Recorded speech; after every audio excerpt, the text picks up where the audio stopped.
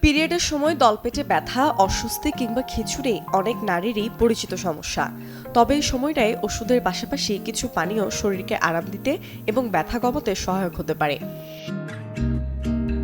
আদা চা, কেননা আদায় আছে শক্তিশালী অ্যান্টি ইনফ্লেমেটরি উপাদান, যা পিরিয়ডের ব্যথা এবং বমিভাব কমাতে দারুণ কার্যকরী। কিছুটা পরিমাণ আদা থেতো করে পানিতে বেশ কিছুটা সময় নিয়ে জাল করে নিন। চাইলে এতে সামান্য পরিমাণে চা পাতা দিতে পারেন। এবারে এই পানিটি ছেঁকে নিয়ে অল্প অল্প করে সারাদিন পান করুন। খেতে পারেন ক্যামোমাইল চাও। পেশির খিঁচুনি কমাতে এবং জরায়ুকে রিল্যাক্স করতে এই ভেষজ চা অত্যন্ত কার্যকর। ক্যামোমাইল চা খেলে ঘুমের মানও হয় ভালো। উষ্ণ গরম পানিতে লেবু আর মধু মিশিয়েও খেতে পারেন। ভিটামিন সি এর উৎস হিসেবে লেবু শরীরকে চাঙ্গা রাখে এবং মধু প্রয়োজনীয় শক্তি ও অ্যান্টিঅক্সিডেন্ট সরবরাহ করে।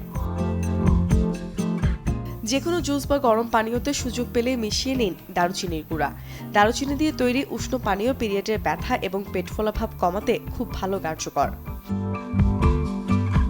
হলুদ মিশ্রিত উষ্ণ দুধেরও আছে বহু উপকার।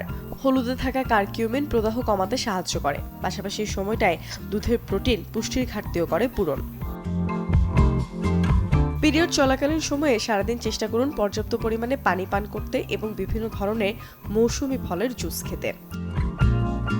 Desk report, channel 24।